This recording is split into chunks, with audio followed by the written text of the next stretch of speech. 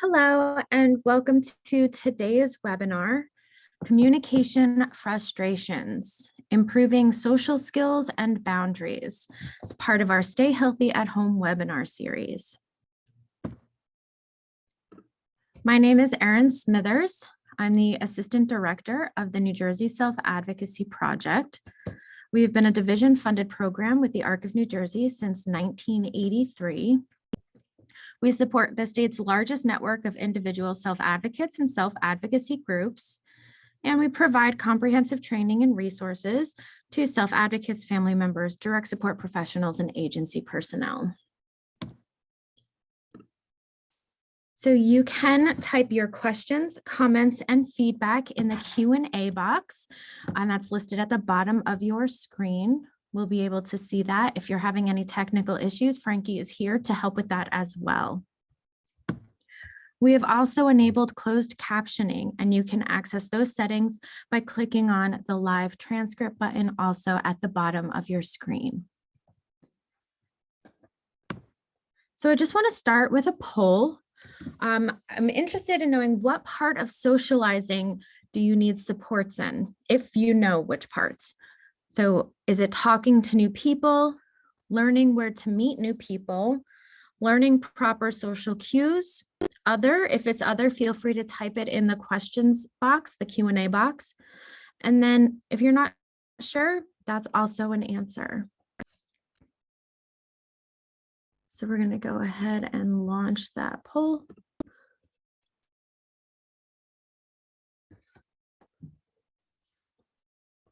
And again, I'm just interested in learning about which parts of socializing you specifically would need some supports on. We have talking to new people, learning where to meet new people, learning proper social cues. Other, if it's other, you can go ahead and type that in the Q&A box if you would like to share. And not sure. So when I say talking to new people too, it could also be just talking to people you haven't seen in a while as well. You know, we've all been socially distancing for a while, and it can be kind of scary to kind of jump right back into it. So you can also select talking to new people if it's just talking to people again, jumping back into socializing. All right, so it looks like we have just about 60% people participated, about half. So we can go ahead and end that poll. So we have 71% say talking to people, 14% say learning where to meet people, 57 learning proper social cues, and one person said other, and it looks like we have something in the Q&A box. Whoops. Talking with new people and joining conversation. Yeah, but staying with the topic being discussed. Joins in and starts talking about something different. Yeah, so that is definitely something that we're going to be talking about today as well. Excellent. All right. So along with that, today we're going to discuss how to feel confident in a group of people, learning proper socialization techniques, and understanding new boundaries. It can be, like I said, a little bit scary jumping back into it. We've kind of been isolating or socially distancing for such a long time. So let's get started. So we're going to talk about confidence. Confidence can be a great support to help you talk to or meet new people. When we feel confident, we can do those things that we might otherwise be a little bit too scared to do. So here's a quote that I really like. Confidence is not, they will like me. Confidence is, I'm going to be fine if they don't. Christina was a New Jersey native and she was a singer. You might have seen her. I believe she was on The Voice, one of those reality singing shows. But I really like this quote because confidence can be key. Sometimes we can get nervous or scared to talk to other people. We're scared that we're going to say something silly or scared of what people might think about us. But first, it's important to understand that not everyone is going to like us, and that is okay. It doesn't mean you failed or that you're a bad person. This is just human nature. There are 7.9 billion people in the world. We all think differently. We all have different beliefs and ideals. It's guaranteed that someone is not going to agree with us or get along with us at some point. But again, this is not a reflection on you. This is just human nature. You can't control what other people think or what they do. We only have control over our own actions. So a very important step into being more confident is understanding that everything's going to be okay if someone doesn't like you. You're still a good person. You still have worth. And this is just the opinion of one person. So here's the definition of confidence: a feeling of self-assurance arising from one's appreciation of one's own abilities or qualities. Now, notice how it states it's a feeling. This means that moods, emotions, and hormones can interfere with us feeling confident. One day we can feel like Superman, and the next day we might feel insecure. And again, this is completely normal. But let's discuss some ways we can boost our confidence on those days where we're not feeling very confident. So some tips to help you feel more confident throughout your day are to get presentable. This means to take a shower, brush your teeth, brush your hair, put on some makeup, perfume, or cologne, put on a nice outfit. Putting on an outfit and putting time into your appearance can give you a confidence boost. It'll make you feel great and you'll take pride in your appearance.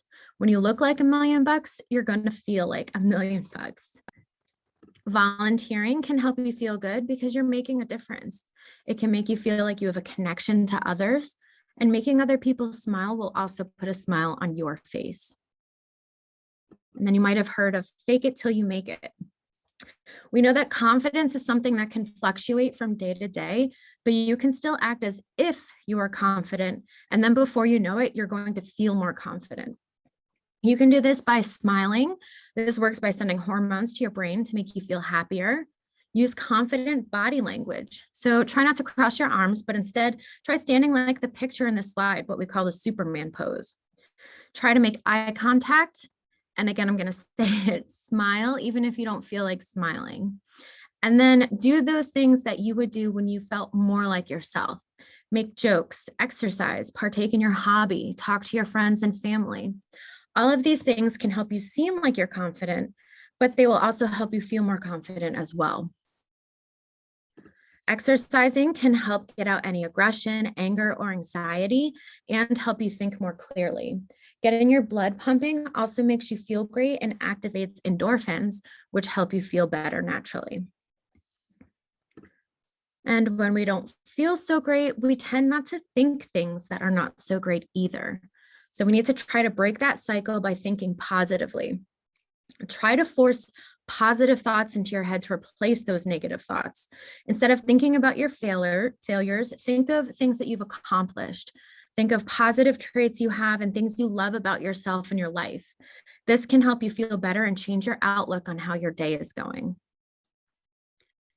And finally, practice self-care. Now, let me start off by saying that self-care is not selfish.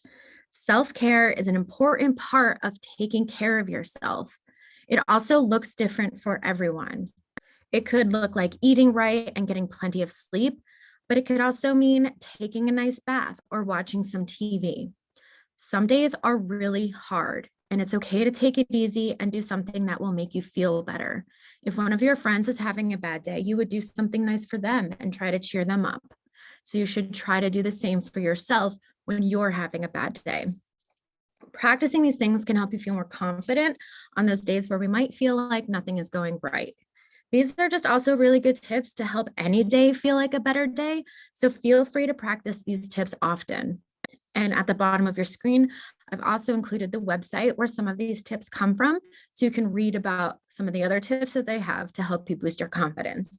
All of the links that I have are going to be at the end in our resource slide as well. So great, we feel confident, but how does that help us meet people and interact with people? We've been isolating or socially distancing ourselves for a while, and sometimes getting back into that swing of things can be tough. It might seem intimidating to talk to people, or you might have forgotten how to talk to people. Talking to people might seem scarier than it used to, and having confidence is going to be a big part in pushing those fears aside and taking that first step to talk to someone you haven't talked to in a while or ever. Sometimes we might get social anxiety. We might be afraid we're going to say something wrong. Confidence can help you speak naturally, as if no time has passed between you and the other person. Confidence can help you feel more like yourself as well, which can help reflect that to the people you're talking to. And being yourself is so important. Here's another quote that I love. A flower does not think of competing to the flower next to it. It just blooms. We spend a lot of time comparing ourselves to other people. We look at people on social media who seem to live perfect lives or are doing the things that we wished we could do. This is a confidence buster. However, social media can be extremely fake. People use filters and edit or alter their photos. People generally don't post the hardships or troubles they are experiencing. It can also be so hard to look at these photos and compare them to your life. But we need to understand that we are all different. We all have something to offer. And that is why I love this quote. Flowers just grow. They just do what they were destined to do, and they are each beautiful. So just be you. You have amazing qualities.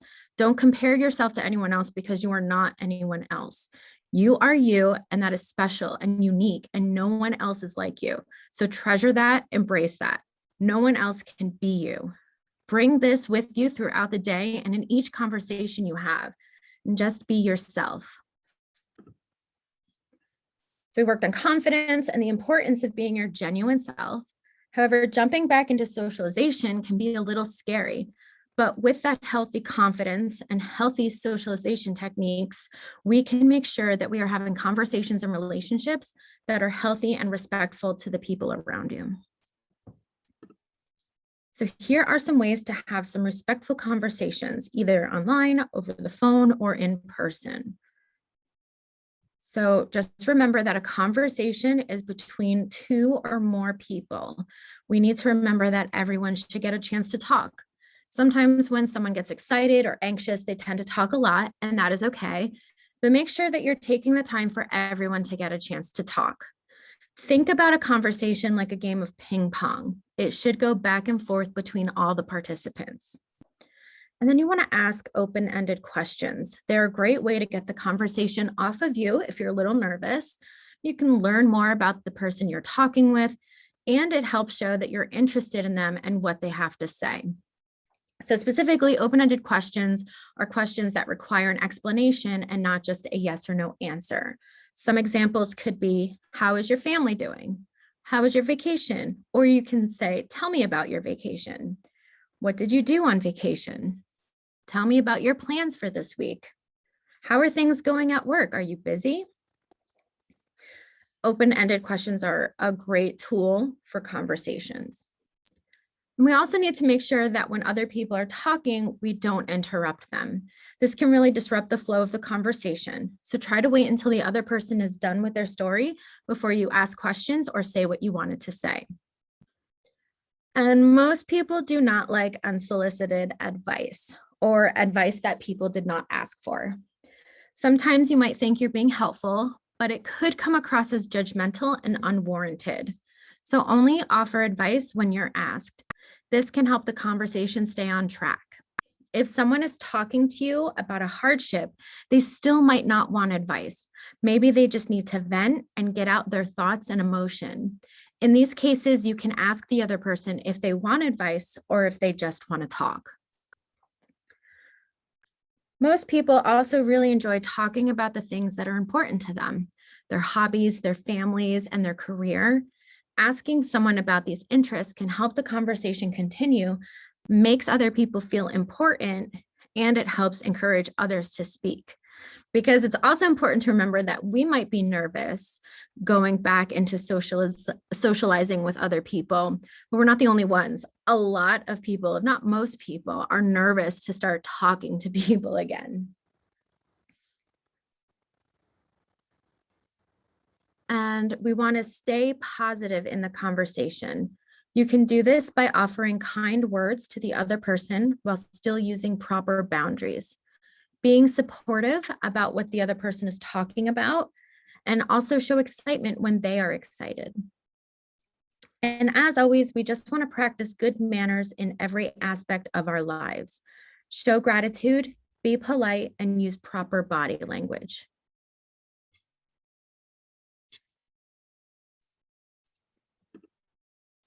So here are some positive conversation topics. If you're ever in a situation where you don't know what to talk about, if you don't know the other person well, or you just want to start up a conversation, these will help you get there. Your hobbies. Ask someone about their hobbies. Talk about your hobbies. Have you read any good books lately? Have you watched any good movies or TV shows? Do you need a good recommendation for a podcast? Did you start a new hobby and are excited to talk about it? What kind of music are you listening to right now? Talk about the things that you love. You also want to talk about what is going on at work or school or your program. Anything new going on? Are you busy at work? Talking about the weather is always a popular conversation starter. And there has been some very interesting weather lately in our state. It's a great way to start a conversation. Food is another great conversation topic that anyone can join in on. Have you gone to a new restaurant lately? Did you cook anything new or try a new food? Is there a food that you really want to try? You can ask the other person if they have had that food and if they have a recommendation for where to get it. Have you or the other person been on vacation lately? Are you planning a vacation? Or you can just talk about where you would like to go on vacation sometime. Does anybody have a birthday coming up, or is there a holiday nearby? What is going to be the next thing that you will be celebrating? Do you have any good news to share? Maybe ask the other person what the last piece of good news they have is as well. And people love to talk about sports. Some people are not into sports, but it is very unlikely that someone's going to be offended if you bring up sports in conversation. These are all fantastic conversation starters and topics that most people love to talk about it. But some topics are not respectful to discuss.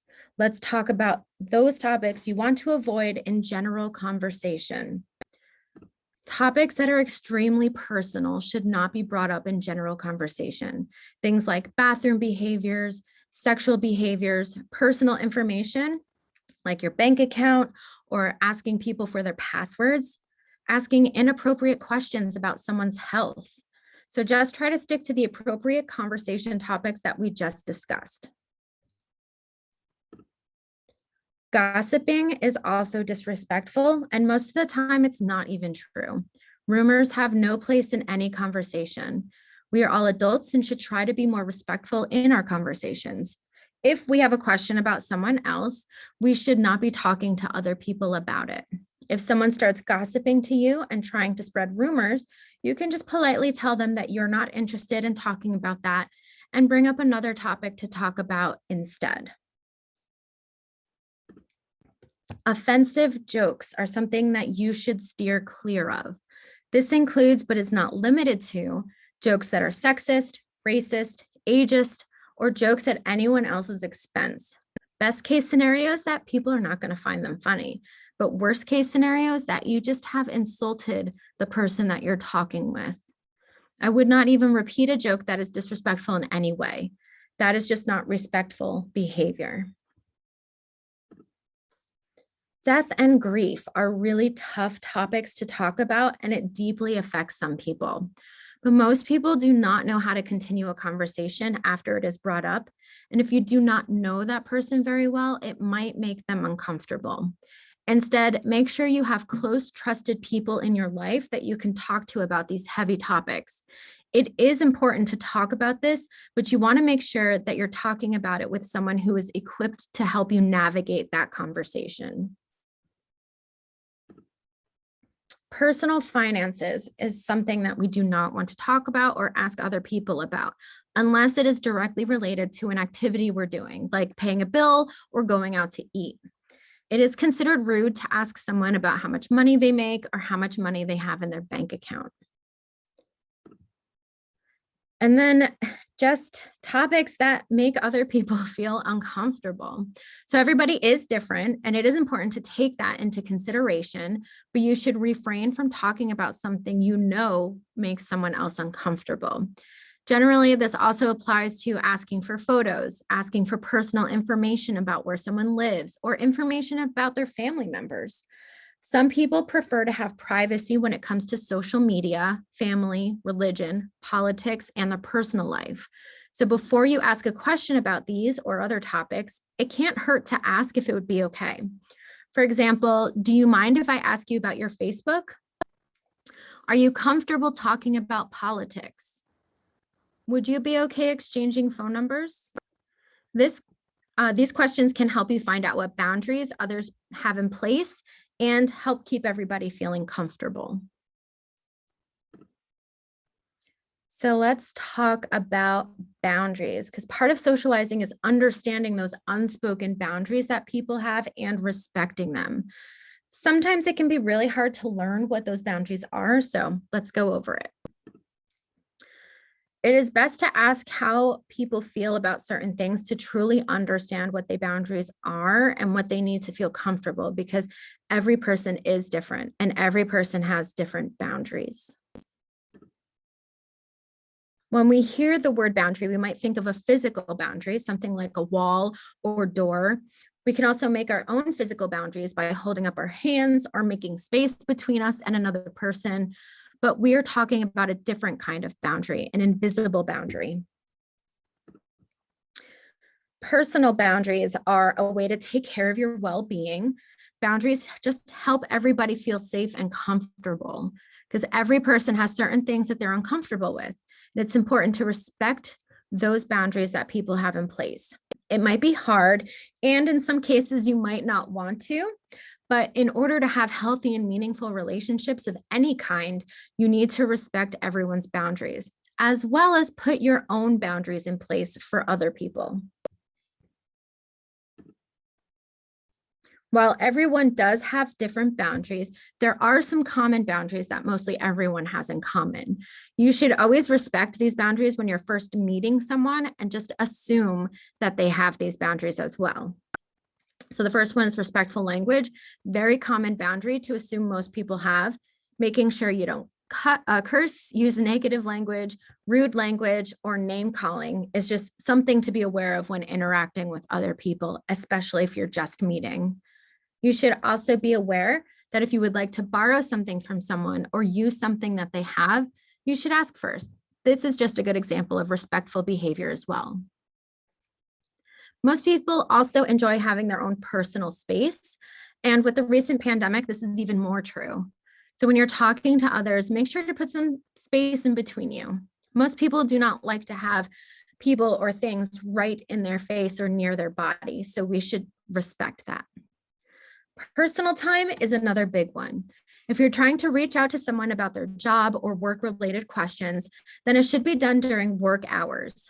One email is okay to send, but don't expect a reply until they are at work again. If they are off the clock, they should not be working.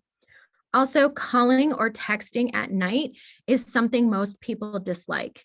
It is safe to assume that after 8 p.m., unless it is an emergency, you should not call, text, or show up to anyone's house.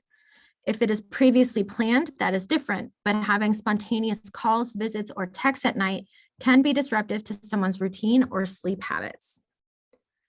And Most importantly, physical contact is a very, very important boundary, and it should be assumed at all times unless consent is given. You should just never assume that someone wants a hug or a pat on the back, a kiss, or a pat on the head, or any other physical touch. This invades people's personal space and should always have consent given to continue.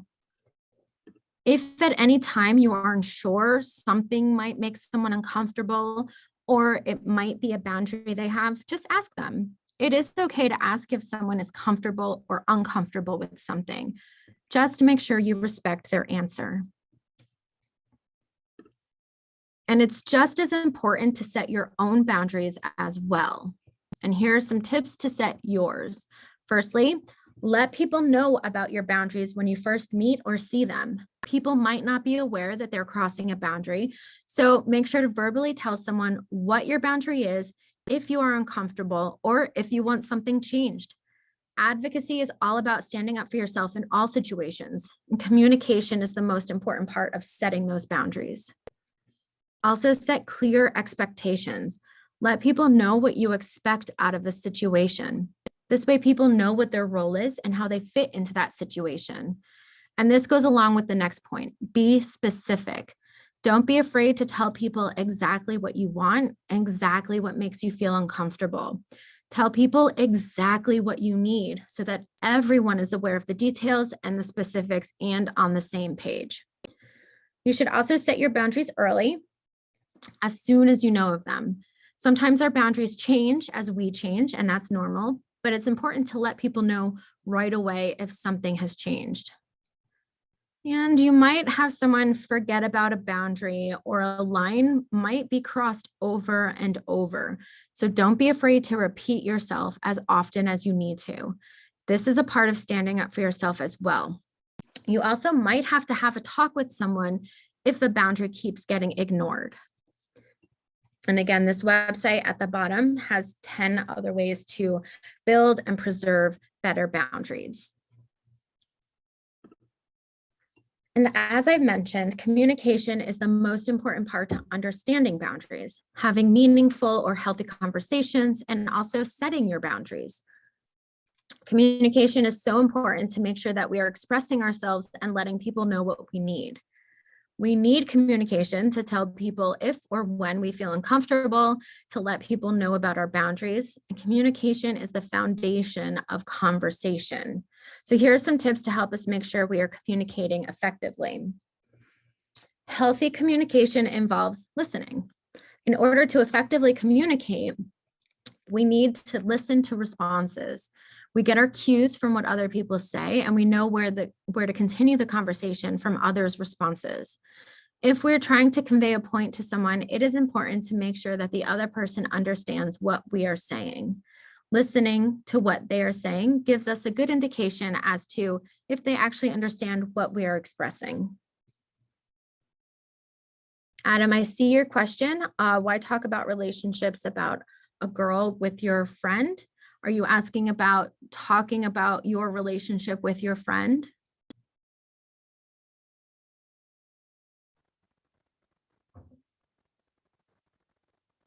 If you want to just, yes. So that's a good question, and I will address that in a little bit, but that's a really good question, Adam.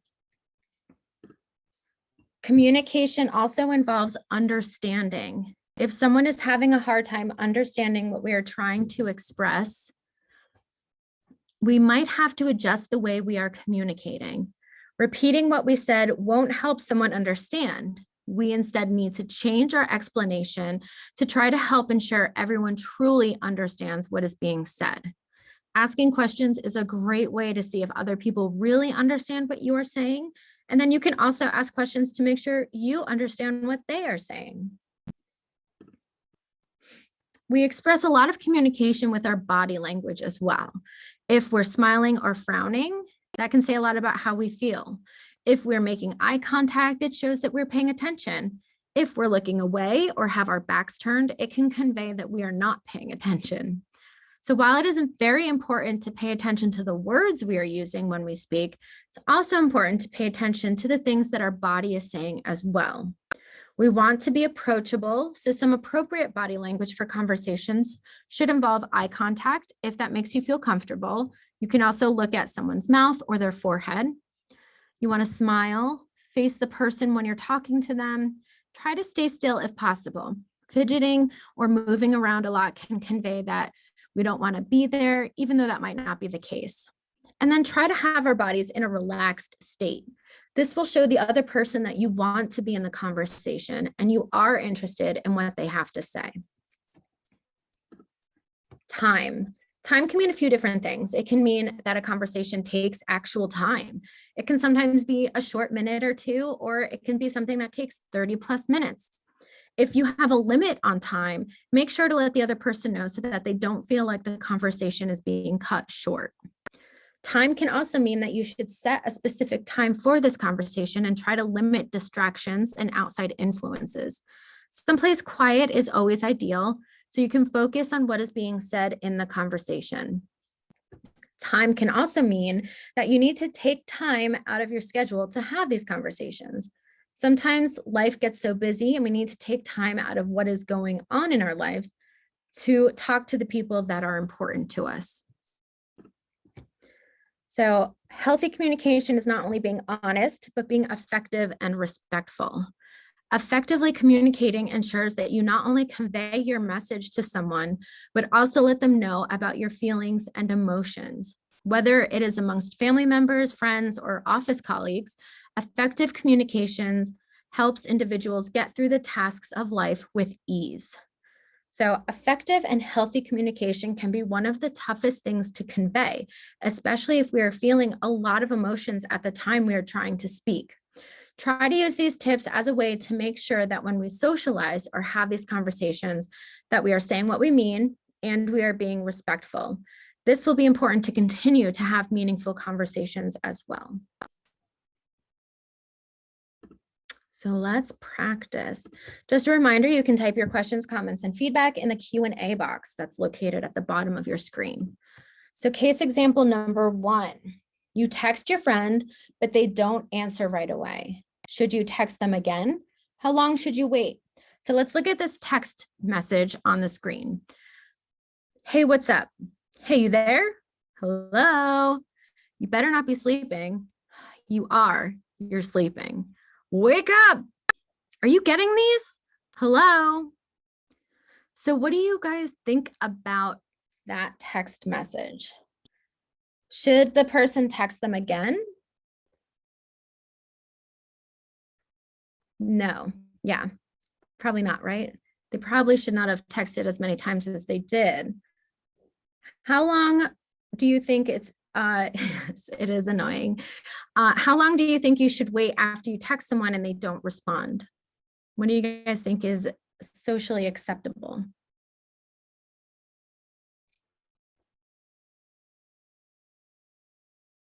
How long would you wait if you texted someone and they didn't respond? How long would you wait until the next day? That's exactly what I would do as well. Yeah. So I definitely agree. A day or two. Yeah. Adam, no, please don't text back. Yeah, so this is called text bombing. There's no response. Someone is texting over and over and over and not getting that response. This is actually controlling behavior. They're trying to force an answer from someone who either doesn't want to respond or can't respond. Imagine if this conversation was in person. Would it be okay to keep talking to someone who wasn't responding or who was busy? No. Exactly, Angel. So no, it's not okay for text or emails either. You want to give people an appropriate amount of time to respond. Like Angel and Julia said, a day or two would be what I would do. Excellent. All right, case example number 2. You're talking with someone you just met. They start asking you about your bank account information and how much money you have. What would you do in this situation? I agree, Julia. When someone text bombs me, it makes me more likely to not respond. Angel, you said in this situation, you would not answer. Yeah, that's an option, definitely. So if you remember, this is on the list of inappropriate topics in general conversations, especially if you just met. Why do they need to know this? Why is it important to them? Also, is personal information like this ever okay to give out? No, exactly, Angel. We should not be giving out our passwords, bank account information, address, social security number, either online or in person. Excellent. You guys are rocking this. All right. Case example. Oh, Julia, you would say no comment. Excellent. Yeah. You don't have to answer. You can say, I'm not going to answer that. You can say that makes me uncomfortable to answer that, but excellent answers. All right. Number 3. Are these appropriate questions to ask someone? Let's read the text. Hi, you look really pretty in your photo. Can you send me more pictures? Make sure one is of your whole body. What is your address? Can I come see you? Are you playing hard to get? Where are you? And the person says, no, please stop. And then they say, you know you like me. Come on, just send me one photo, please. And the other person says, leave me alone. So do you think those were appropriate questions to ask someone? No, definitely not. Excellent. Does the other person seem comfortable being asked those questions? No. Excellent. Yeah. These are highly inappropriate questions. The person does not seem comfortable. The person said no. They were asking them to stop, and they kept going. This is highly disrespectful, inappropriate, and predatory behavior. If someone says no, then the other person needs to stop. It is inappropriate to ask these questions to begin with, but there was definitely no consent to continue. Julia, excellent. If I didn't know the person, I would block them. Yes, you have that option. You have that option to block from calling, texting, online. Social media has block and report buttons. Use them, especially if you're feeling uncomfortable. Excellent. And last one. You're talking to someone you haven't seen in a while. They start talking about their day, but you interrupt to start telling them about your vacation. Would this be proper conversation etiquette? It is a little rude. You might, yeah. Sometimes people get really excited to talk about a certain topic, like the vacation they went on. And they might interrupt so that they can talk all about it. Sometimes people interrupt because they don't want to forget what they were going to say. No matter why you interrupted, it is important to try to give everyone the chance to finish their thought and their story. It is a part of respectful behavior. And Julia, I agree with you. That is something that I need to work on as well. It doesn't really matter why it's done. It's not very respectful behavior. So we want to try to make sure everybody has a chance to say what they were going to say, and then we can continue with what we were going to say. And then Adam, I quickly want to address your question. Do you think it would be okay to talk about your relationship with your girlfriend to another friend? It would honestly matter what you were talking about. If you're just talking about how it's going, some things that you guys have, restaurants you've eaten at or places you've gone, I think that's fine. But it's when you start sharing personal things about your girlfriend with other people, that crosses a boundary. If you start telling secrets that they told you, or if you start divulging personal details about your relationship, that's where it crosses a boundary, and you want to be very careful. If you're ever unsure about if something's going to cross a boundary, you can always ask your partner. Say, do you mind if I talk to my friend about this? Oh, or it would be really funny. We should, tell my friend about something that we just did. But getting the permission of the person you're in a relationship with would be the most important part. Okay, so we understand social cues and boundaries. So let's talk about where we can meet people. Well, we can meet them in person or online, right? We can meet them anywhere. Some popular places online to meet people are on social media. The most common are pictured here: Facebook, Instagram, YouTube, Twitter, TikTok, LinkedIn, Snapchat, WhatsApp, and Pinterest. You can also meet people on dating apps. Some dating apps are strictly for dating, but most usually have an option where you can mark that you're just interested in making friends. And then there are actually websites like friendmatch.com that specialize in matching you with friends specifically. So while these are popular options, you can honestly meet people anywhere online. In forums, comment sections, and any website with a chat option are also other places that you can meet people. If you can talk to people, then you can meet someone. However, you want to make sure you're following some safety measures online when talking to people you do not know in real life. So recent studies, and I have the link here to the study, show that 68 to 84% of people lie online. So you need to be aware of that. Most people are lie about something online.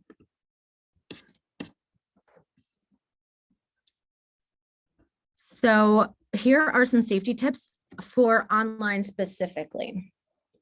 You don't want to click on any unknown links given to you by strangers. This could cause a virus to get on your computer.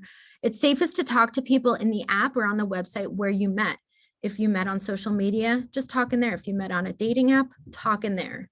Some links that you click on cost you money, so be careful about what you're clicking on. And this also goes for downloads. Be careful what you're downloading to your computer, and do not download anything from someone you don't know. Be very careful about who you give your information to online. Again, this includes passwords, identifying information like your address, driver's license number, social security number, any personal information like that. Also, be careful of spending money on people you don't know. A lot of people online are not who they seem, and unfortunately, they're trying to get money or presents out of you. Some people ask you to buy them airline tickets to come see you, but they're not really going to come see you. Some people might ask you to help them out and send them some money, but they're most likely lying. Just trust your gut or ask someone for advice if someone online is asking you to spend money on them. And talk in person. When I say talk in person, I mean try to talk on video chat. This helps ensure that you know you're really talking to the person you think you're talking to. People lie online, and if someone is avoiding getting on camera with you, then they could be hiding something. And then share with discretion. This includes photos and information. Do not share any photos you're uncomfortable sending or even taking. Even if the other person asks multiple times, be careful about what you're posting online as well. It can never truly be deleted or taken down. Someone might have taken a screenshot or saved it. It's probably still saved on the server of the website or the app as well. So don't post anything you wouldn't want a boss or your parents to see. And oddly enough, Tinder has a safety policy website on their website, and it has so much safety information for both online and in person. So I highly recommend checking it out if you have any questions or you want some more tips on how to stay safe when meeting people. And in person. So some places you can meet people in person are at school or work, a store or a restaurant, in your neighborhood, at community events, or wherever you participate in your hobbies. Wherever you are around people, you can go up and start a conversation. Some people might not be interested, and that's okay, but it can't hurt to just say hi and introduce yourself.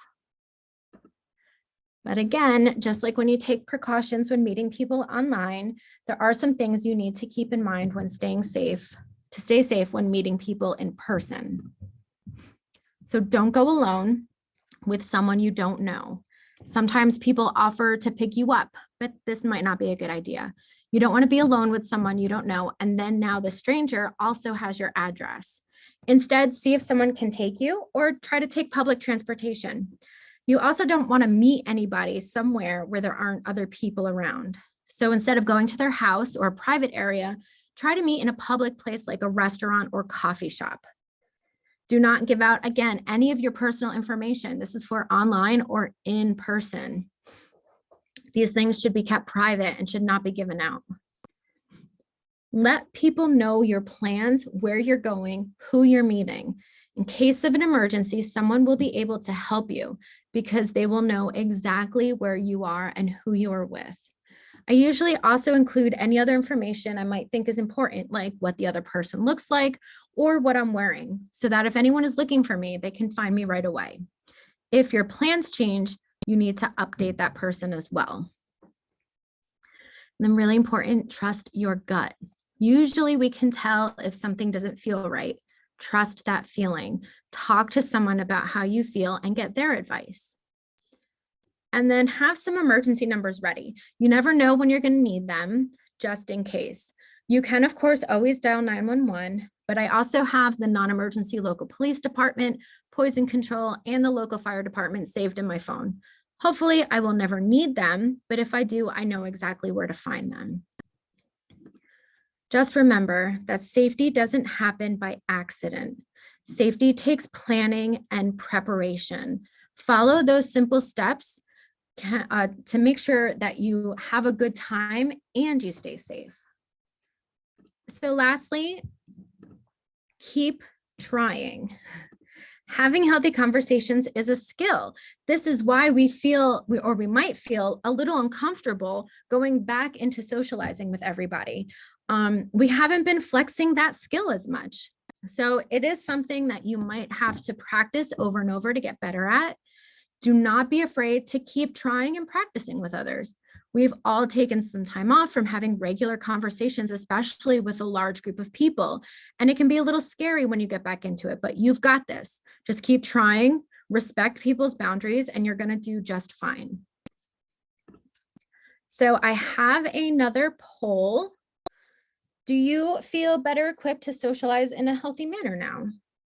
Yes, no, or I don't know.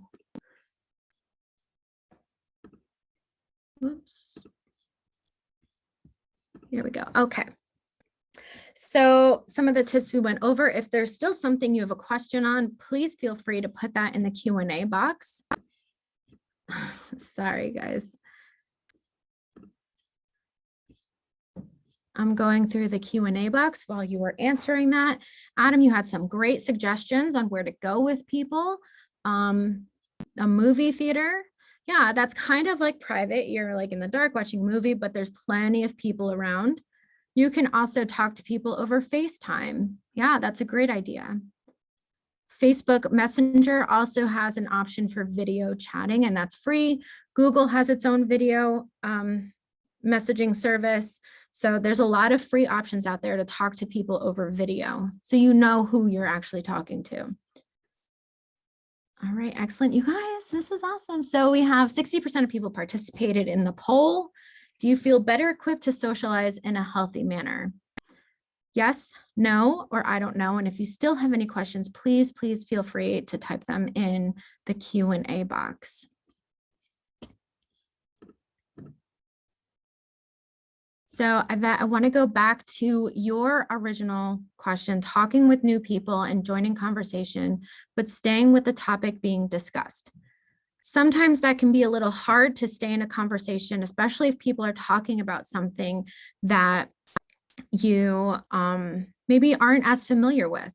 I'm not well versed in sports. So if people start talking about sports, I don't have much to add to that conversation. However, what I can do is listen and maybe learn something about that topic so that if the topic ever comes up again, I'll then have input to add into that conversation. Or I might just learn something new about that topic. If you're worried about not being able to have anything to say in a conversation, go back and look at that general topic conversation list that we went over, and then you'll have an idea of some things that maybe you can put in your pocket and have ready for during conversations going forward. So I'm going to go ahead and end this poll. And Frankie, can you share the results? Because it's just going to pause my screen again. Thank you. So we have 80% say yes, and 20% say, I don't know. I will take that. That is awesome. So if you're not sure, feel free to watch this over again. If you have any questions, you can also reach out to me. I am going to go over a little bit about our project. So we are still offering free virtual trainings, and we have a handout for you. This is everything that we're doing throughout the week. And I know a few people on here do participate in some of the things we have going on. So every day of the week, we have something going on where you can join in and try to practice those socialization skills. We have free classes on Wednesday and Friday. We play games on Thursday, and Tuesdays we have this webinar. So the webinar might be a great place to start. You guys have been talking to me through the chat box and the Q&A box. So you get a little bit of practice there. You're not on camera, so it might be a little bit easier to talk to people. And then you get more practice on Wednesdays and Fridays and Thursdays. So it's a great way, free for everybody to just come and participate. And I'll put this in the chat box at the end of the presentation, so you have this handout as well.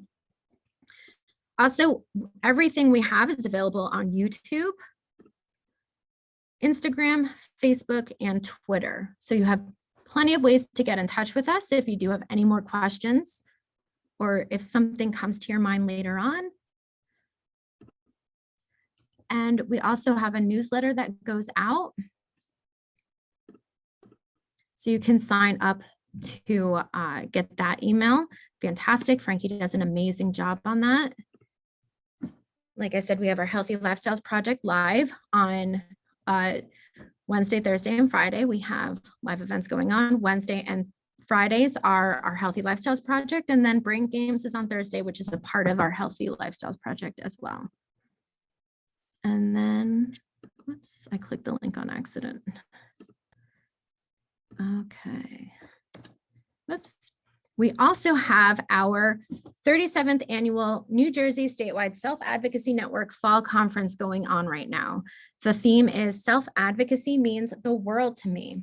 You can register for that right now. We also have our t-shirt sale going on, so you can purchase a t-shirt, wear it to the conference, and have it forever. They come in a bunch of different colors. You can go and get your size, the color that you want, and it will get shipped right out to your house.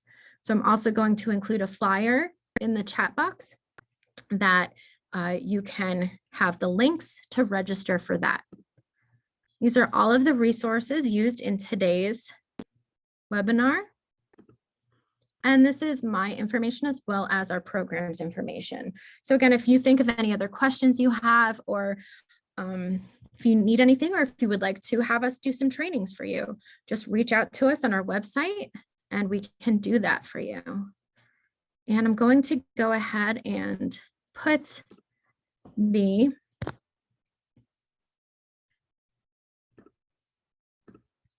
all of the flyers in the chat box now, so you have those. So here is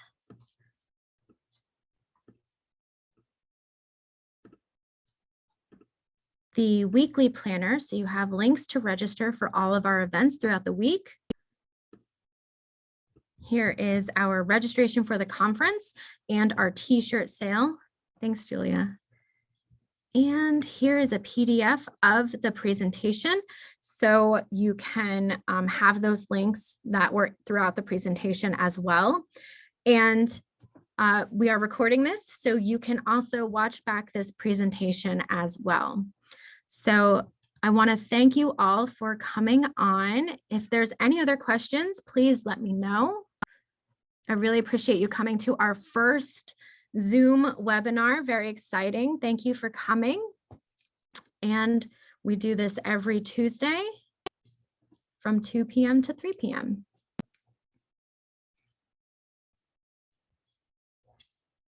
If there's any questions, again, feel free to type them in the chat box or in the Q&A box. And if you have any questions later on, just reach out to us and we can answer those as well.